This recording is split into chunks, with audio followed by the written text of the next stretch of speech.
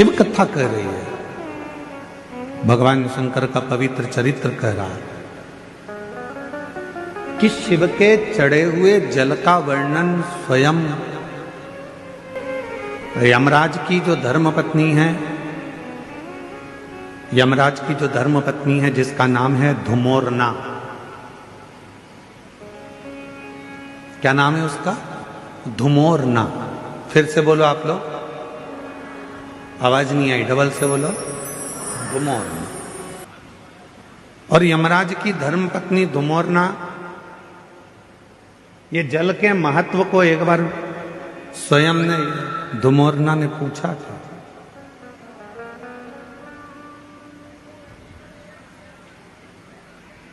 जल के महत्व को धुमोरना ने एक बार पूछा था। शिव महापुराण की कथा कहती है कि एक बार धुमोरना ने एक बार देखा यमराज की साक्षी में भैंसे को।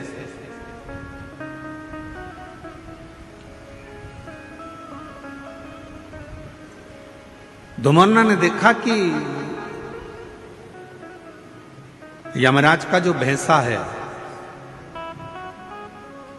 यमराज जिस पर बैठते हैं भैंसा, क्या नाम है उस भैंसे का जिस पे यमराज बैठते हैं? जम के बोलो जरा।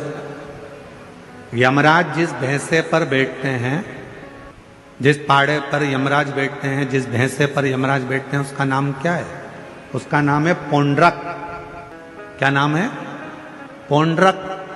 तो एक बार धुमोरना ने उस पौंड्रक को देखा, उस भैंसे को देखा कि भैंसा क्या करता है कि यमराज प्राण खींचते हैं और प्राण खींचकर किसी को लेकर जाते हैं और भैंसा उसको खूब त्राड़ देता है, उसको खूब मारता है, सींग से रोनता है, पांव से कुचलता है, उसको परेशान करता जाता है। भैंसा उसको खूब परेशान करता है। पर धुमोरना ने फिर एक जगह देखा कि धुमोरना ने देखा कि वो भैंसा एक जीव को यमराज लेकर जा रहे थे, पर उस भैंसे ने उसको कोई कष्ट नहीं दिया, भैंसे ने उसको कोई परेशान नहीं किया। अब किसी को तो भैंसा मारता था और किसी को नहीं मारता था, किसी को कष्ट देता था, किसी को नहीं देता था। धुमोरना के मन में, यमराज की धर्मपत्नी के मन में यह बात अड़, और यमराज की धर्मपत्नी के मन में यह बात अड़ी, और यमराज की धर्मपत्नी ने विचार करा आखिर ये हो क्या रहा। जब यम की आज्ञा है कि कष्ट देना है तो देना चाहिए, फिर ये भैंसा किसी को कष्ट देता है, किसी को नहीं देता है, किसी को अच्छा रखता है, किसी को बुरा रखता है, आखिर ऐसा हो क्यों रहा।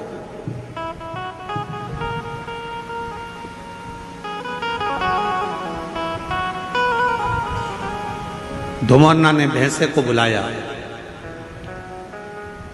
और भैंसे को बुलाकर धुमोरना ने कहा, क्यों रे पौंड्रक, ये बता कि किसी किसी को यमराज जब खींच कर लेकर जाते हैं, प्राण जब छूटते हैं, तो किसी को तो तू बहुत कष्ट देता है, किसी को तो तू खूब मारता है, कष्ट देता है, परेशान करता है, उसको खूब खूब रोनता है, पांव से भी रोनता है, सींगों से भी रोनता है, किसी किसी को तो बहुत कष्ट देता है।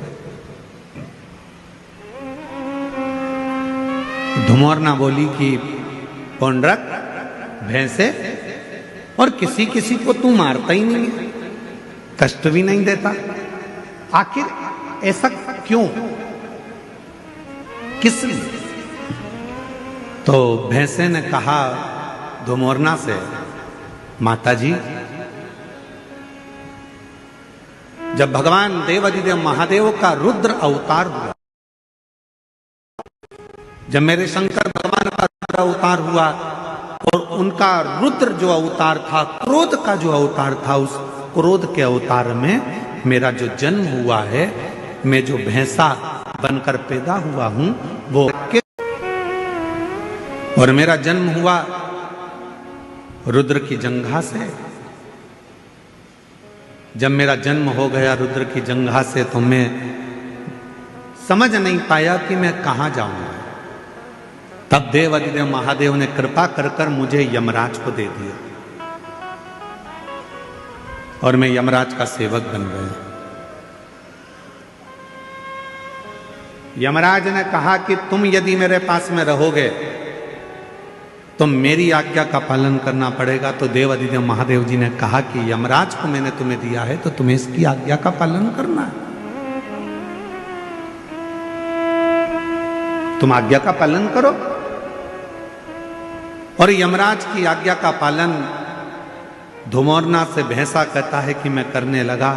पर शिवजी ने मुझे कहा कि ए पौंड्रक, एक बात सुन, तू यमराज का भैंसा जरूर बनेगा, तू यमराज के पास जरूर रहेगा, पर एक काम करना, तुझे मैंने जन्म दिया है, मेरी जंघा से तू उत्पन्न हुआ है।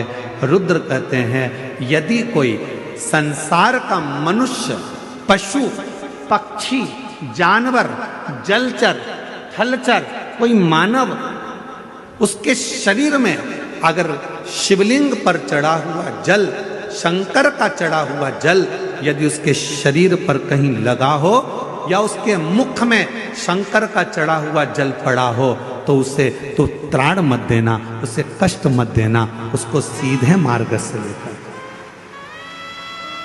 उसको तू त्राण मत देना, उसको तू कष्ट मत देना, उसको तू सीधे मार्ग से लेकर, उसको तू परेशान मत करना।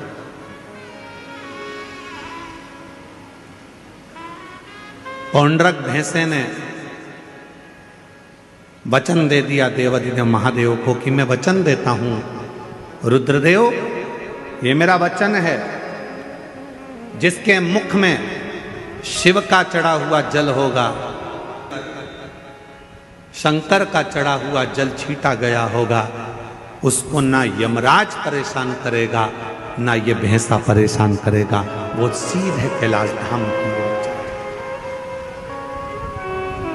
अब हम आपसे पूछें, उत्तर दीजिएगा जरा, जितनी मेरी शिरडी की जीजियां बैठी हैं, जितने मेरे जीजा बैठे हैं, सब उत्तर दें। मरने वाले व्यक्ति के मुख में